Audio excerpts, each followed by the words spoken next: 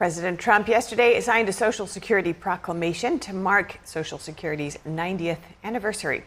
Joining us for Insight is David Rose, Senior Research Fellow at the American Institute for Economic Research and Professor Emeritus at the University of Missouri-St. Louis. Good to have you with us today, Professor. What does this proclamation mean for everyday Americans? Is it more of a cultural signal, or are we seeing real policy shifts here?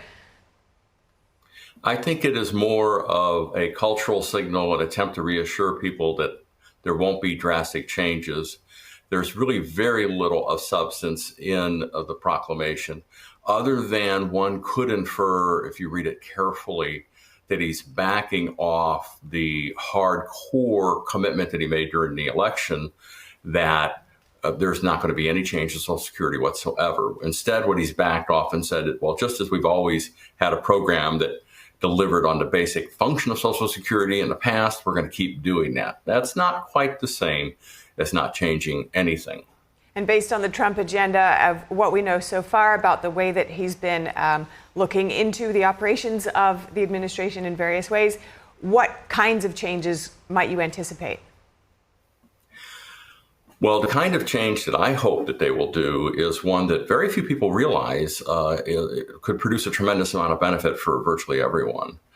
The biggest problem that we have with Social Security right now, which very few politicians understand, is that the benefits that we are paying out are rising too fast over time, meaning that each generation has a higher real income, in other words, inflation-adjusted income from Social Security, all else the same, than the prior. And that was not the intent of Social Security. That's the result of two adjustments. One that's made to the beginning calculation of monthly average income, which is what they use to decide what your benefit check will be. And another price adjustment that's made on benefit checks every year after they begin. Both of these adjustments have serious flaws in them. And these flaws have been known for a long time. Going all the way back to 1983, for example, we knew about the problem of using wage index data to adjust the initial calculation. If we made those two changes, which just simply keeps the real value of benefits from rising too fast, we would close almost all of the unfunded liability gap that we now have. Okay, and there have been some changes in terms of taxes recently, recent tax laws that have passed. What kinds of changes could those potentially have on Social Security long term, including whatever we've seen inside the One Big Beautiful Bill? Right.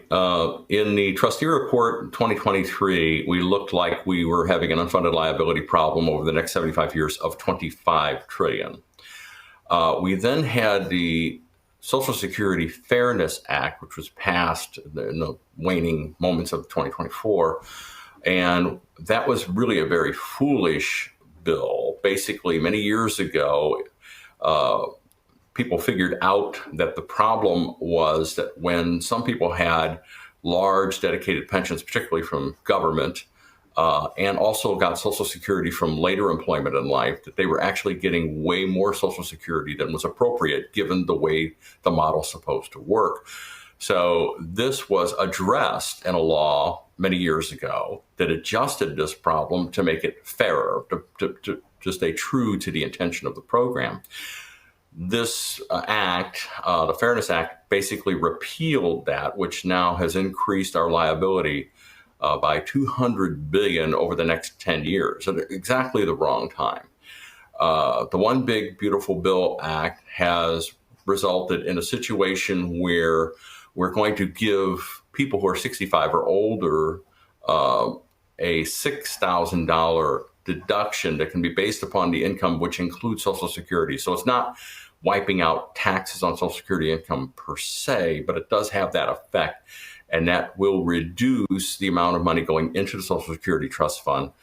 And so those two things together have pushed us from an unfunded liability of $25 trillion at the end of 2023 to an unfunded liability problem now of $28 trillion.